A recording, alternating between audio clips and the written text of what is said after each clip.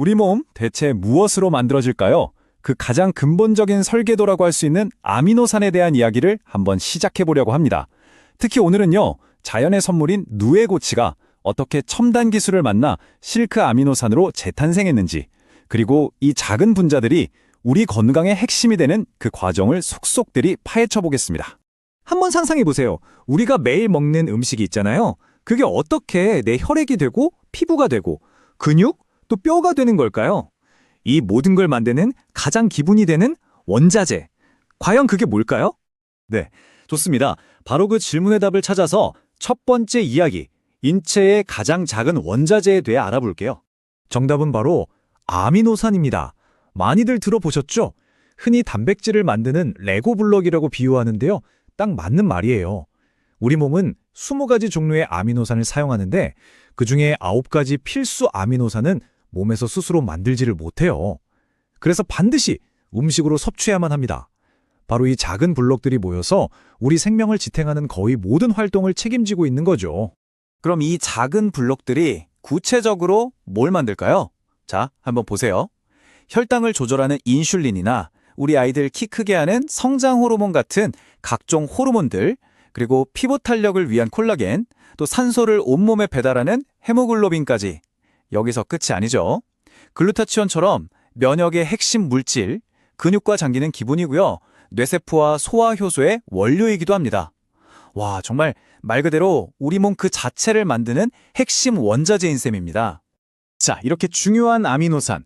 그럼 우리 몸은 이걸 어떻게 흡수해서 사용할까요? 지금부터 우리 몸이 이 소중한 아미노산을 받아들이는 2가지 핵심 경로를 과학적으로 한번 들여다보겠습니다. 우리가 고기나 콩 같은 단백질 음식을 먹잖아요. 그럼 소화 과정에서 아주 잘게 쪼개집니다. 그래서 최종적으로 딱 2가지 형태로 나뉘는데요. 하나는 아미노산이 하나하나 낱개로 떨어진 유리아미노산, 그리고 다른 하나는 아미노산 몇 개가 짧게 연결된 펩타이드 형태입니다. 이 2가지가 바로 우리 몸이 흡수할 수 있는 최종 형태인 거죠. 이 2 경로의 차이가 아주 중요합니다. 왼쪽의 유리아미노산은요, 자신만의 전용 통로를 통해서 혈류로 바로 쏙 흡수되고요. 오른쪽의 펩타이드는 또 다른 별개의 통로로 흡수가 됩니다. 이게 마치 중요한 물건을 받을 때 일반 택배 라인하고 퀵서비스 전용 라인, 이렇게 2개의 다른 항구를 열어두는 것과 같아요. 그만큼 우리 몸이 영양소를 얼마나 빠르고 효율적으로 받아들이려고 하는지 보여주는 거죠. 자, 이 데이터가 정말 핵심입니다. 일반 단백질하고 실크 아미노산을 비교한 표를 한번 보세요. 실크 아미노산은 펩타이드 길이가 4.5로 훨씬 짧죠?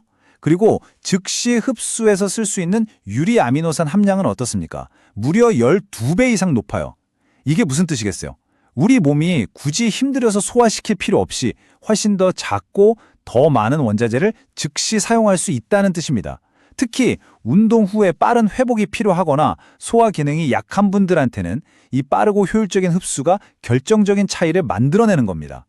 자, 이제 수많은 아미노산 중에서도 아주 특별 대우를 받는 녀석들이 있습니다. 바로 우리 근육의 특별한 연료로 쓰이는 BCAA에 대해 알아보겠습니다. BCA, 우리말로는 분지사슬 아미노산이라고 하는데요. 류신, 이솔류신, 발린, 이 3가지를 말합니다. 이 녀석들의 가장 독특한 점이 뭐냐면 다른 아미노산들과는 달리 간에서 처리되지 않는다는 거예요. 다른 아미노산들이 간이라는 중간 정거장을 꼭 거쳐야 한다면 BCA는 거길 그냥 통과해버리는 급행열차 같은 존재죠. 이 경로가 바로 BCAA가 특별한 이유입니다. 그림에서 보시는 것처럼 BCAA는 간을 그냥 우회해서 곧바로 근육으로 보내져요.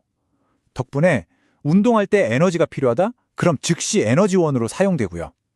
특히 류신은 운동으로 손상된 근육을 회복시키는 단백질 합성 스위치를 딱 하고 켜주는 아주 중요한 역할을 합니다. 그야말로 근육을 위한 맞춤형 연료라고 할 수 있겠죠.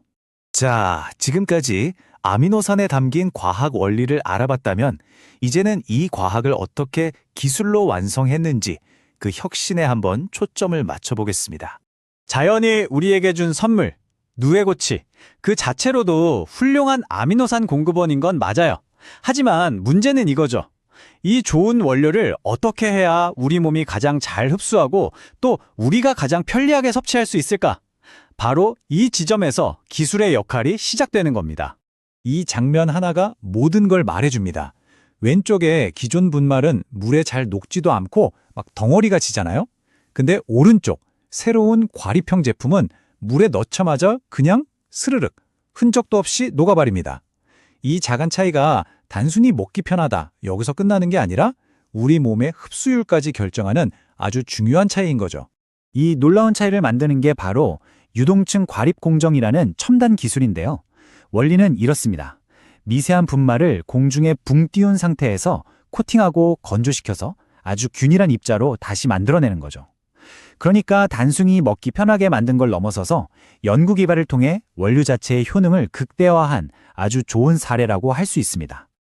그렇다면 이 과학이 우리 삶의 각 단계, 즉 모든 세대에게는 어떤 의미를 가질까요?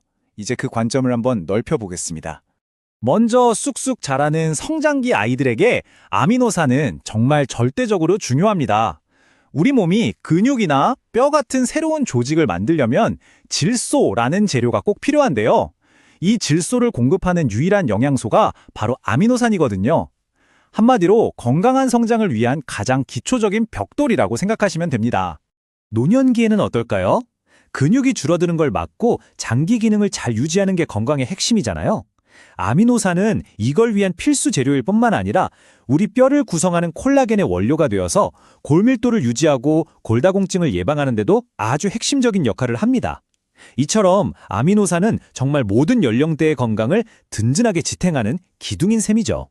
오늘 우리가 나눈 모든 이야기는 결국 이 한 문장, 약식동원으로 요약될 수 있을 것 같아요. 약과 음식은 그 근원이 같다는 뜻이죠. 우리가 매일 먹는 좋은 음식이 곧 최고의 예방의학이라는 아주 깊은 지혜가 담겨 있는 말입니다. 결국 핵심은 이겁니다. 우리 건강을 이루는 진정한 구성 요소는 약국에서 찾는 게 아니라 바로 우리가 매일 섭취하는 영양에서 발견된다는 사실입니다. 오늘 이야기를 마치면서 여러분께 질문 하나를 남기고 싶습니다. 당신의 몸을 위해 어떤 구성 요소를 선택하시겠습니까?